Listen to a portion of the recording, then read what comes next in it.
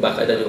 Lead position پر آ گئے وہی 2 افراد آ گئے، مگر ایک بالکل الگ گروہ میں تھے، معاویہ بالکل الگ گروہ کے اندر تھے۔ جناب عائشہ نے اپنی اس کارروائی کا آغاز یوں کہیے کہ بصرہ سے کیا، جس کے بعد ہمیں جنگ جمل نظر آتی ہے۔ جنگ جمل جس کے نتیجے میں مسلمانوں کا قطعی بہت زیادہ نقصان ہوا، مولا کائنات سرکوبی کے لیے نکلے، اور اس کے بعد جنگ جمل واقع ہوئی۔ جناب عائشہ کو گرفتار کیا گیا، مگر گرفتار کرنے کے بعد انتہائی عزت اور احترام کے ساتھ واپس مدینہ پلٹا دیا گیا۔ یہ جنگ جمل، اور اس کے بعد دوسری جنگ ہوئی ہے جنگ صفین کے نام سے۔ اب جبکہ مولا کائنات تشریف لا چکے تھے تو مدینہ کے بجائے کوفہ ہیڈ کوارٹر بنایا گیا، دارالخلافہ بنایا گیا، اس لیے کہ شام سے جو مقابلہ ہو رہا تھا اس مقابلے کے لیے کوفہ زیادہ مناسب جگہ تھی، مدینہ جغرافیائی اعتبار سے کافی فاصلے پر تھا، لہذا وہاں پر مولا کائنات نے دارالخلافہ بنایا، اور وہیں پر پھر وہیں سے صفین کا میدان اس کا رخ کیا، جو شام کے پاس رقہ کا علاقہ ہے، جو آج بھی زیارت گاہ ہے، اس اعتبار سے کہ وہاں پر کچھ شہیدوں کی قبریں بھی ہیں، اور وہیں پر جنگ صفین واقع ہوئی، لہذا مولا کائنات صفین کے میدان میں مقابلے کے لیے رقہ کے علاقے کی طرف تشریف لے گئے، اور وہاں پر پھر امیر معاویہ کے ساتھ مولا کائنات کی جنگ ہوئی۔ جنگ صفین فقط ظاہری ایک جہاد یا مارکہ قتال جو ہوتا ہے فقط کوئی نہیں تھا، بلکہ اس کے اندر اخلاقیات کے بھی کئی واقعات پیش آئے۔ مثلا جنگ صفین کے اندر آغاز میں معاویہ کی فوج جب پہنچ چکی تھی اور اس نے گھاٹ پر قبضہ کر دیا تو ایک اعلان یہ کیا گیا کہ علی کی فوج کو پانی نہیں دیا جائے گا۔ مولا کائنات کی طرف سے نیگوسیشنز ہوئے، اور جس کے بعد جب اصرار کیا گیا اس بات کے اوپر کہ ہم پانی نہیں دیں گے، تو وہ مولا کائنات نے اپنے لشکر کو آمادہ کیا اور پھر گھاٹ پر قبضہ کر لیا گیا، اور اس کے بعد پھر جب امیر شام کے لشکر میں کھلبلی مچی کہ اب یہ لوگ بھی شاید ہمیں پانی نہیں دیں گے، تو اس موقع پر اعترافاً یہ جملہ عمر بن عاص یا معاویہ کی زبان پر آ گیا کہ علی کریم ہیں، یقیناً وہ پانی سے ہمیں منع نہیں کریں گے۔ دوسری طرف مولا کائنات کی فوج کے اندر جب بعض افراد نے اس بات کا پیش کیا، اس بات پر اصرار کیا کہ ہم پانی نہیں دیں گے، تو مولا کائنات نے اسی بات کی طرف توجہ مبذول کرائی کہ پھر ہم میں اور ان میں فرق کیا باقی رہے گا، کہ یہ فقط ایک ظاہری جنگ نہیں ہے، کشور کشائی نہیں ہے، بلکہ اس جنگ کے اندر اخلاقیات کے کئی واقعات نظر آتے ہیں۔ مثلا اسی جنگ کے اندر ہمیں نظر آیا کہ مولا کائنات جنگ صفین کے دوران نماز کے وقت پر مصلی عبادت بچھا کر نماز کے لیے کھڑے ہو جاتے ہیں، اور جب سوال کیا جاتا ہے کہ ان تیروں اور نیزوں کے درمیان نماز کا کیا مطلب، تو مولا کائنات کی زبان پر وہ تاریخی جملہ آ جاتا ہے، ہم اس نماز ہی کو تو بچانے کے لیے یہ جنگ کر رہے ہیں۔ تو اب غور فرمائیے کہ انسائٹ مولا کائنات کی یہ ہے کہ اگر ان افراد کے خلاف جنگ نہ کی جائے تو گویا نماز کو ختم کرنے کی سازش ہے، جو کہ بعد میں یزید کی زبان پر وہ جملے جو بعد میں آئے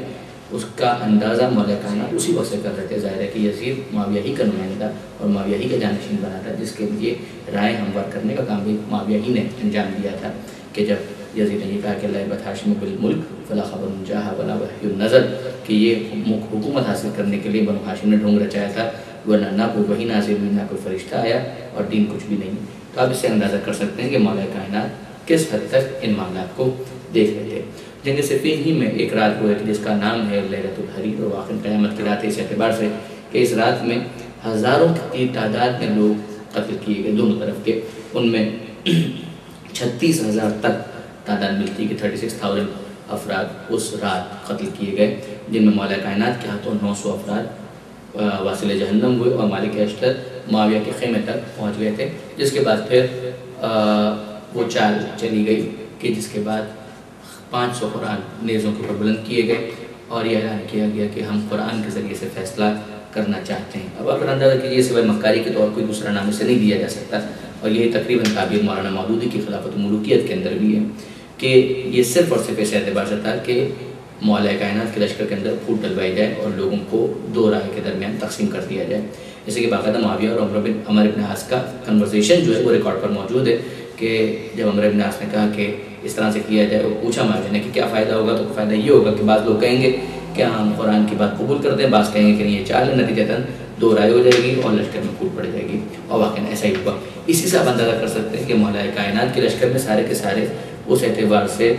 افراد نہیں تھے کہ سب کے سب مولا کائنات کو امام معصوم مان رہے ہوں، بلکہ وہ جس طرح سے خلافت کا سلسلہ چل رہا تھا بہت سے اسی طریقے سے مان رہے تھے، بٹ یہ پہلے خلیفہ ہیں، دوسرے تیسرے اور یہ چوتھے خلیفہ ہیں، یہ انداز سمجھ میں آتا ہے، ورنہ مولا کائنات کے منع کرنے کے بعد اس پر اصرار کرنے کا کوئی جواز باقی نہیں رہتا۔ یہی ہوا، مولا کائنات کے لشکر میں پھوٹ پڑ گئے اور لوگوں نے کہا کہ ٹھیک ہے ہم قبول کر لیں گے، یہاں تک کہ مولا کو قتل کی دھمکیاں دی جانے لگی کہ اگر آپ نے اسے قبول نہ کیا تو ہم آپ کو قتل کر دیں گے۔ مولا نے مالک اشتر کو واپس بلا لیا، اور اس کے بعد یہ ہوا کہ تحکیم کے ذریعے سے فیصلہ، یعنی حکمین، ایک حکم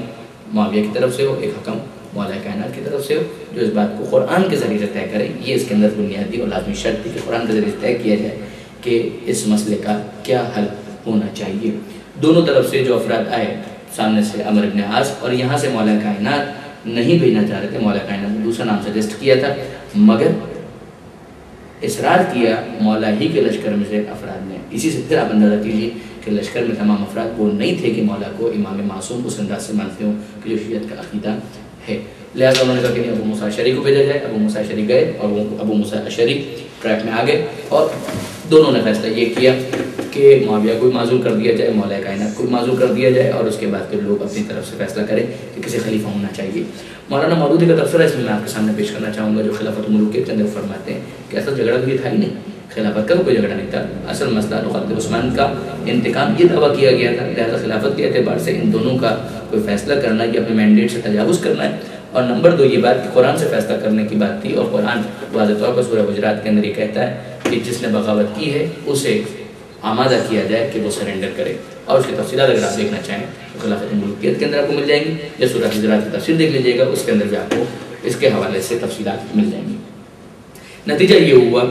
کہ جب دونوں اس بات کا اعلان کرنے کے لیے گئے تو ابو موسیٰ اشعری نے پہلے اعلان کر دیا، عمر ابن عاص پلٹ گئے، اپنی بات سے پھر گئے، اور یہ پھر وہ مکاری کا سلسلہ ہے کہ جس کا اظہار ایک مرتبہ پھر کر دیا گیا۔ ایز اے رزلٹ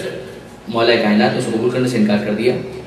کہ نمبر ایک مینڈیٹ سے تجاوز، نمبر دو یہ قرآن سے کوئی فیصلہ ہی نہیں ہے، یہ اپنی طرح سے فیصلہ کیا گیا۔ اور اس کے بعد پھر